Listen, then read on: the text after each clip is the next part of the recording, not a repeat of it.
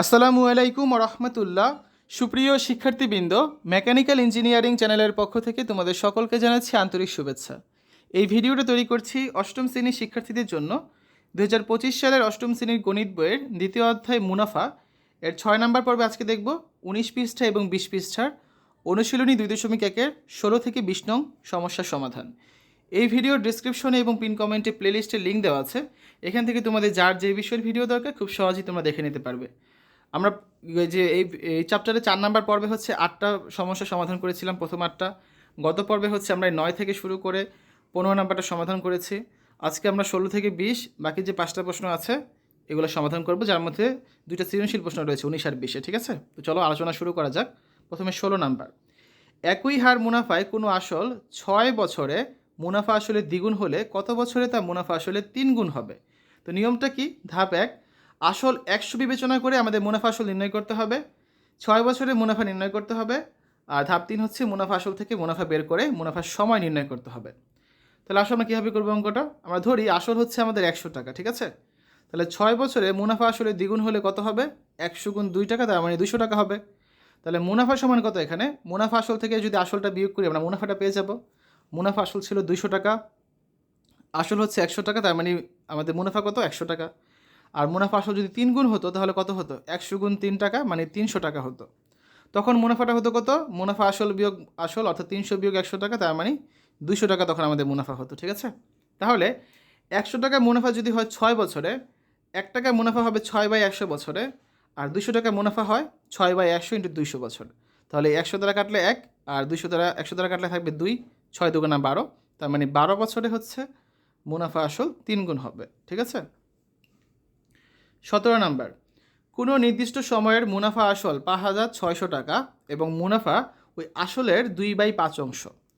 মুনাফা বার্ষিক শতকরা 8 টাকা হলে সময় নির্ণয় করো। তো দেখো, আমরা জানি আই সমান কী লেখা যায়? PNR। ঠিক আছে, তাহলে এখানে আসল যদি পি হয়, মুনাফা বলা হয়েছে কি? আসলের 2/5 অংশ, তার মানে পি এর 2/5 অংশ, অর্থাৎ 2p/5। ঠিক আছে, আর কি দেওয়া আছে? আর হচ্ছে আমাদের মুনাফার হার দেওয়া আছে 8%। তাহলে 8% কী লেখা যায়? 8/100 বা 0.08 লেখা যায়। তো দশমিক নেওয়ার দরকার নেই, ভগ্নাংশই থাক। আমাদের হচ্ছে সময় n এর মান বের করতে হবে। তাহলে এখানে মান বসিয়ে দিই। আয়ের মান কত? 2p/5 সমান p ইন্টু n ইন্টু 8/100। তাহলে এই বা n সমান আমরা কী লিখতে পারি? 2p ইন্টু হচ্ছে 100 ভাগ 5 ইন্টু p যোগ ইন্টু 8। তাহলে এই p কাটা যায়। 100-রে 5 দ্বারা কাটলে থাকবে 20, আর 5কে 5 দ্বারা কাটলে 1, 20কে আবার 4 দ্বারা কাটলে 5, 8কে 4 দ্বারা কাটলে থাকবে 2, 2কে হচ্ছে আবার 2 দ্বারা কাটলে 1, আর 2কে 2 দ্বারা কাটলে 1। নিচে থাকে কত? নিচে কিছুই থাকে না, উপরে থাকে শুধুমাত্র 5। তাহলে n সমান কত? 5 বছর। তাহলে সময় 5 বছর, এটাই হচ্ছে আমাদের অ্যান্সার। 18 নাম্বার, জামিল সাহেব পেনশনের টাকা পেয়ে 10 লাখ টাকার 3 মাস অন্তর মুনাফা ভিত্তিক 5 বছর মেয়াদি পেনশনার সঞ্চয়পত্র কিনলেন। বার্ষিক মুনাফা 12% হলে তিনি প্রথম কিস্তিতে, অর্থাৎ প্রথম 3 মাস পর কত মুনাফা পাবেন? ধাপ 1, আসলকে সংখ্যায় প্রকাশ করতে হবে আর 3 মাসকে বছরে রূপান্তর করতে হবে। ধাপ 2, তারপর 10 লাখ টাকার 3 মাসের মুনাফা নির্ণয় করতে হবে। 3 মাস সমান কত লেখা যায়? আমরা জানি 1 বছরে 12 মাস, তার মানে 3 মাস হচ্ছে 3/12 বছর, অর্থাৎ তুমি চাইলে দশমিকে নিতে পারো 0.25, দরকার নেই, এভাবেই থাক ভগ্নাংশ আকারে। বা কাটাকাটি করি 3 দ্বারা, 3 দ্বারা কাটলে থাকে 1/4 বছর। তাহলে 100 টাকার 1 বছরে মুনাফা হচ্ছে 12 টাকা। তাহলে 1 টাকার 1 বছরে মুনাফা কত? 12/100 টাকা। আর 10 লক্ষ টাকার 1/4 বছরের মুনাফা কত? 12 গুণ হচ্ছে 10 লক্ষ ভাগ হচ্ছে 100 × 4। ঠিক আছে, সমান দেখো কত হয়? কাটাকাটি করি আমরা। 100 দ্বারা কাটলে 1, 100 দ্বারা কাটলে থাকবে এখানে 10,000। তারপরে কাটাকাটি করা যায় হচ্ছে 4 দ্বারা কাটলে 1, 4 দ্বারা কাটলে 3। তাহলে 3 আর 10,000 গুণ করলে কত? 30,000 টাকা। তাহলে 3 মাস পর প্রাপ্ত মুনাফা হচ্ছে কত? 30,000 টাকা। এটাই হচ্ছে আমাদের অ্যান্সার। ঠিক আছে, 19 নম্বর প্রশ্ন দেখো, একজন ফল ব্যবসায়ী যশোর থেকে 36 টাকায় 12টি দরে কিছু সংখ্যক এবং কুষ্টিয়া থেকে 36 টাকায় 18টি দরে সমান সংখ্যক কলা খরিদ করলো। তিনি 36 টাকায় 15টি দরে তা বিক্রয় করলেন। ক নম্বরে বলা আছে, ব্যবসায়ী যশোর থেকে প্রতি 100 কলা কী দরে ক্রয় করেছিল? এটার অ্যান্সারটা দেখি আগে আমরা। তাহলে 12টি কলার ক্রয় মূল্য 36 টাকা, একটি কলার ক্রয় মূল্য হচ্ছে 36/12 টাকা। তাহলে 100টি কলার ক্রয় মূল্য কত? 36/12 × 100, 12 দ্বারা কাটলে 1, 12 দ্বারা কাটলে 3, 3 আর 100 গুণ করলে হয় 300 টাকা। ঠিক আছে, তাহলে আমাদের অ্যান্সার কত? অ্যান্সার হচ্ছে ব্যবসায়ী যশোর থেকে প্রতি 100 কলা এখানে কত দরে কিনেছিল? 300 দরে কিনেছিল। তারপর খ নাম্বার, সবগুলো কলা বিক্রয় করলে শতকরা কত লাভ বা ক্ষতি হবে? দেখো, 12টি কলার ক্রয় মূল্য ছিল 36 টাকা, একটি কলার ক্রয় মূল্য 36/12 টাকা, তার মানে 3 টাকা। আবার 18টি কলার ক্রয় মূল্য ছিল 36 টাকা, তাহলে একটি কলার ক্রয় মূল্য কত? 36/18 টাকা, তার মানে 2 টাকা। তাহলে 1+1 বা 2টি কলার ক্রয় মূল্য কত হবে? 3+2 টাকা, তার মানে 5 টাকা হবে। তাহলে একটি কলার ক্রয় মূল্য কত দাঁড়াচ্ছে? 5/2 টাকা। তাহলে 15টি কলার বিক্রয় মূল্য কত? 36 টাকা। আর তাহলে একটি কলার বিক্রয় মূল্য কত? 36/15 টাকা, তার মানে 12/5 টাকা। ঠিক আছে, তাহলে ক্রয় মূল্য 5/2 টাকা আর একটি কলার বিক্রয় মূল্য 12/5 টাকা, পার্থক্য তো অবশ্যই আছে। তাহলে ক্রয় মূল্য অপেক্ষা বিক্রয় মূল্য আমাদের কম হওয়ায় এখানে কিন্তু ক্ষতি হয়েছে। তাহলে আমরা কি বলতে পারি? ক্ষতি হয় কতটুকু? ক্রয় মূল্য বিয়োগ বিক্রয় মূল্য, 5/2 বিয়োগ 12/5, লসাগু হচ্ছে 10, 2 10-এর ভিতর চাই 5 বার, 5 5 25 বিয়োগ 5 10-এর ভিতর চাই 2 বার, 12 2 24, 25 থেকে 24 বিয়োগ করলে থাকে 1, নিচে 10, তার মানে 1/10 টাকা। তাহলে ক্রয় মূল্যের উপরই তো ক্ষতি বা লাভ হবে, তাই না? তাহলে ক্রয় মূল্য ছিল কত? 5/2 টাকা। 5/2 টাকায় ক্ষতি হয় 1/10 টাকা। 1 টাকায় ক্ষতি হয় 1/1 ইন্টু 2 ভাগ 5 ইন্টু 10 টাকা, তার মানে 100 টাকায় ক্ষতি হয় কত? 1 ইন্টু 2 ইন্টু 100 ভাগ 5 ইন্টু 10 টাকা। কাটাকাটি করি, 10 দ্বারা কাটলে 1, 10 দ্বারা কাটলে থাকবে 10, 5 দ্বারা কাটলে 1, 5 দ্বারা কাটলে 2, তাহলে 2 2 4, তার মানে 100 টাকায় ক্ষতি 4 টাকা, অর্থাৎ ক্ষতি কত? 4%। ঠিক আছে, গ নাম্বার প্রশ্নে কী ছিল? 25% লাভ করতে চাইলে প্রতি হালি কলা কী দরে বিক্রয় করতে হবে? তো আসলে গ নাম্বারটা অ্যান্সার দেখি। 25% লাভে ক্রয় মূল্য যদি 100 টাকা হয় তাহলে বিক্রয় মূল্য কত? 100 যোগ 25 টাকা, অর্থাৎ 125 টাকা। খ থেকে প্রাপ্ত একটি কলার ক্রয় মূল্য 5/2 টাকা, তাহলে 100টি ক্রয় মূল্য যদি 100 টাকা হয় তাহলে বিক্রয় মূল্য কত? 125 টাকা।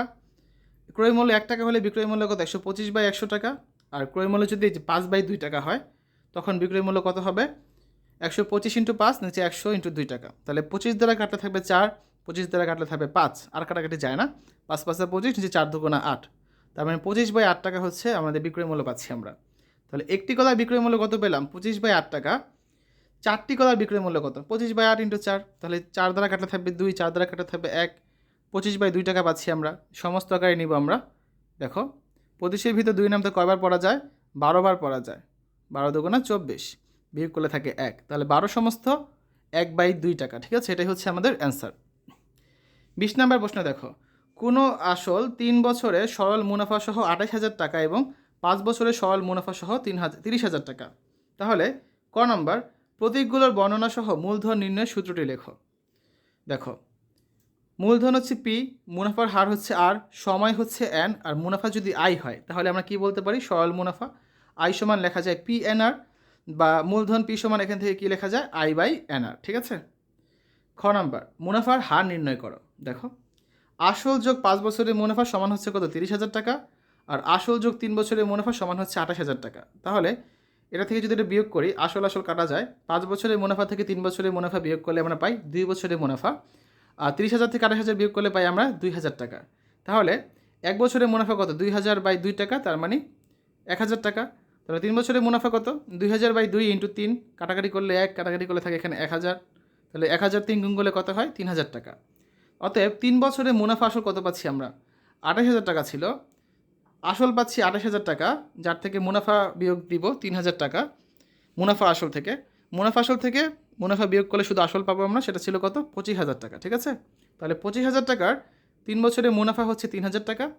1 টাকার 1 বছরের মুনাফা কত? 3,000 ভাগ 25,000 ইন্টু 3 টাকা, তার মানে 100 টাকার 1 বছরের মুনাফা কত?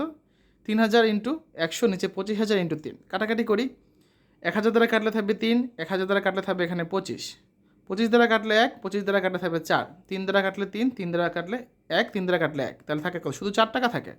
তাহলে 4 টাকা হচ্ছে 100 টাকার 1 বছরের মুনাফা, তার মানে মুনাফার হার কত? 4%।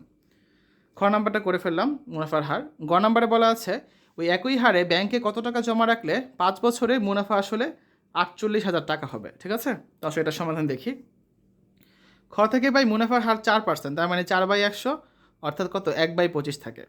সময় হচ্ছে 5 বছর, আর মুনাফা আসল এ সমান দেওয়া আছে 48,000 টাকা। তা আমরা জানি এ সমান লেখা যায় পি ইন্টু 1 + NR, বা পি ইন্টু 1 + NR সমান কত? এ।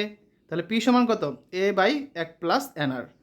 অর্থাৎ আসল সমান কি মুনাফার আসল ভাগ হচ্ছে 1 যোগ মুনাফার হার ইন্টু সময়। এখানে আর হচ্ছে কি মুনাফার হার আর এন হচ্ছে কি সময়।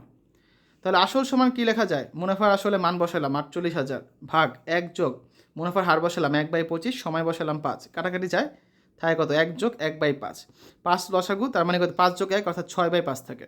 ভাগটাকে যদি আমরা উল্টে দিই এখানে কী লেখা যায় দেখো তো খেয়াল করো তো 48,000 তো আমাদের আগেই ছিল তাই না ইনটু উপরে যাবে কত 5 নিচে আসবে 6 তাহলে 6 দ্বারা কাটা থাকবে 1 6 দ্বারা কাটা থাকবে এখানে কত 80,000 তাহলে 8,000 থাকবে তাহলে 8,000 আর এই 5 যদি গুণ করি আমরা কত হবে 40,000 টাকা।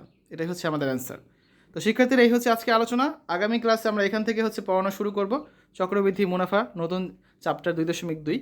তো আজকের ভিডিওতে আমরা আলোচনা করেছি 2025 সালের অষ্টম শ্রেণীর গণিত বইয়ের দ্বিতীয় অধ্যায় মুনাফার অনুশীলনী 2.1-এর বাকি অঙ্কগুলো নিয়ে। আশা করি তোমাদের কাছে ভিডিওটা ভালো লেগেছে। আমাদের চ্যানেলের অন্যান্য ভিডিওগুলো দেখার আমন্ত্রণ জানিয়ে আজ এখানে বিদায় নিচ্ছি। আল্লাহ হাফেজ।